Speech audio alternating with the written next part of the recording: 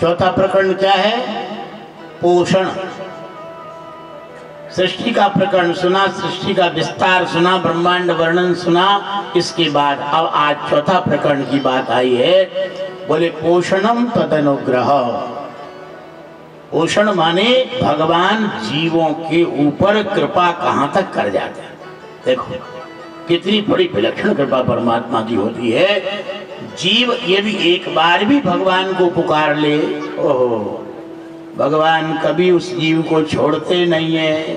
किंतु दुनिया के जीव नालायक हैं, भगवान को तो पुकारेंगे नहीं, पुकारेंगे पत्नी को, पुकारेंगे बेटों को, पुकारेंगे पैसों को, पुकारेंगे रिश्तेदारों को, पुकारेंगे अपनी शक्ति सामर्थ्य को, भगवान को नहीं पुकारते।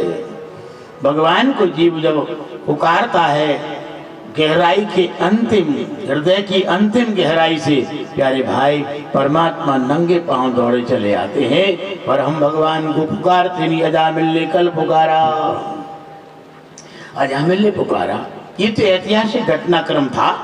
कभी अजामिल नाम का कोई ब्राह्मण रहा होगा, किंतु हम तो कहते हैं आप लोग जितने बैठे सब के सब अजामिल ही तो हो।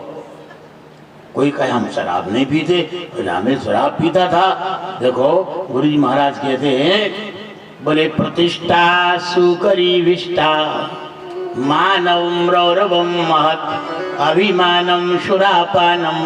ये अभिमान ही तो मदिरापान के बराबर है महाराज। अभिमान तुमको मदहोश कर देता है और इस अभिमान के कारण दुनिया में जगत में सारे जीव दुखी हो रहे हैं। तो अभिमान ही सुरापान के बराबर है। और अजामिल का वास्तविक स्वरूप जानते हो? अजाम मायाम मिलती थी अजामिला। जो माया से मिला है, माया से अटैच है, माया से जुड़ा हुआ है, माया का जो गुलाम है वही तो अजामिल है। अच्छा आप लोगों के पास तो शायद माया होगी नहीं। अरे भाई बिना माया की कोई है? माया के विषय में तुलसीदास जी महाराज लिखते हैं, बोलो मैं और मोर तोरते माया और जीवस की न्यो जीव निकाया। ये मेरा ये तुम्हारा, ऐसा जिसके अंदर भाव है। यहाँ से बागड़ हमारी, यहाँ से तुम्हारी, यहाँ से मेड़ हमारी, यहाँ से तुम्हारी, अपना पराया का भाव यही प्रत्यक्ष माया का स्वरूप है। और माया गई कहाँ तक है? तुलसी बाबा से पूछा, बोले माया की हद कहाँ तक है, जरा हद तो बताओ। बोले गोचर जहाँ लगी मन जाई और सो सब माया जानो भाई। तुम्हारी इंद्रियां जहाँ तक दौड़ लगा सकती हैं, तुम्हारा मन जहाँ तक दौड़ लगा सकता है, वहाँ तक सर्वत्र माया ही माया है।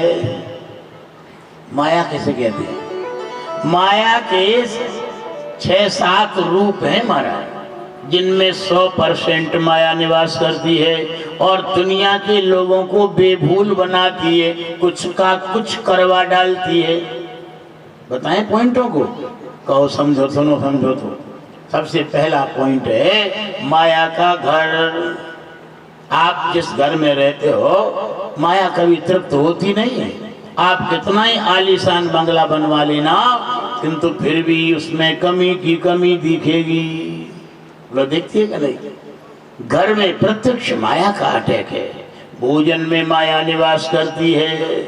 तुम्हारे सामने थाली परस के आई और भोजन तुम करने लग गए, मन ने उछल कूद मचाई, भाई इसमें नमक कम है, इसमें हरी मिर्च चाहिए, इसमें दही भी चाहिए, इसमें पापड़ भी चाहिए, इसमें अचार भी चाहिए। ये माया का ही तो तांडव नृत्य है हमारा। संतोष है ही नहीं।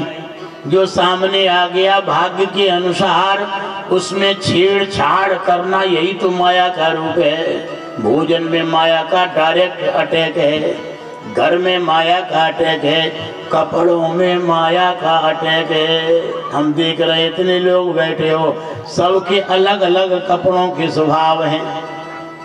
कोई धोती पहनता है वो सफारी सूट नहीं पहन सकता, जो सफारी सूट पहनता है वो धोती नहीं पहन सकता। बड़ा खतरा है। कोई सफेद ही पहनता है, कोई लाल ही रुमाल डालता है और लाल ही डाले। कपड़ों में कभी तृप्ति हुई नहीं, होती नहीं। बड़ी विलक्षण माया है महाराज। कपड़ों में माया निवास करती है, पुस्तकों में माया रहती है, और भरिया भर माया। महाराज क्या कहें, 2-2 हजार की फ्रेश नोटों की गिट्टियां आ जाएं, आनंद हो जाए।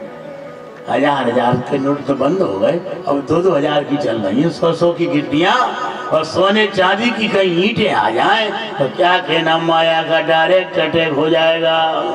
तुम्हारा मन एकदम विचलित हो जाएगा कि हाँ ये कैसे मिले हैं और कैसे इनको कब्जे में करें। धन में माया का निवास है। प्यारे भाइयों, आप लोग समझ रहे होंगे।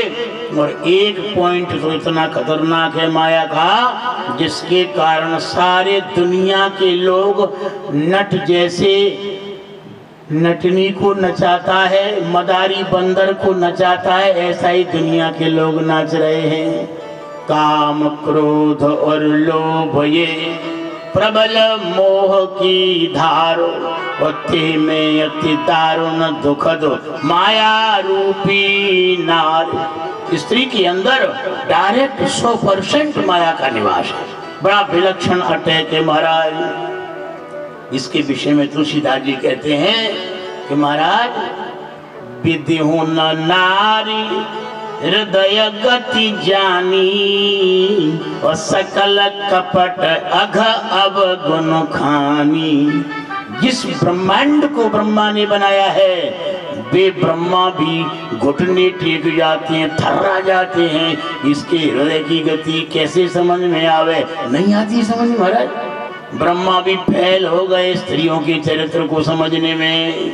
और तुलसी बाबा से पूछा, कहो आपका क्या विचार है? तो तुलसी जी कहने लग गए कि सुनो, बड़े बड़े अमलात्मा कमलात्मा योगेंद्र मुनीन्द्र यम नियमों का पालन करने वाले, बियावान जंगल में रहने वाले ऐसे महात्मा लोग भी महाराज अगर चक्कर में पड़ जाएं, बोले समझम नियम जलाशय झारी, कोई ग्रीष्म शोषय सब नारी।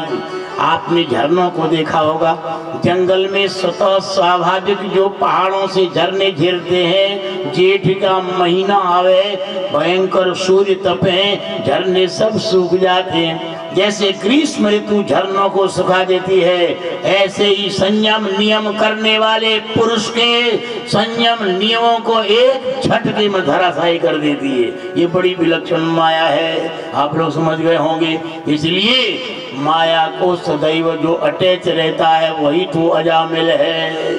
हम सब अजामिल हैं कि नहीं?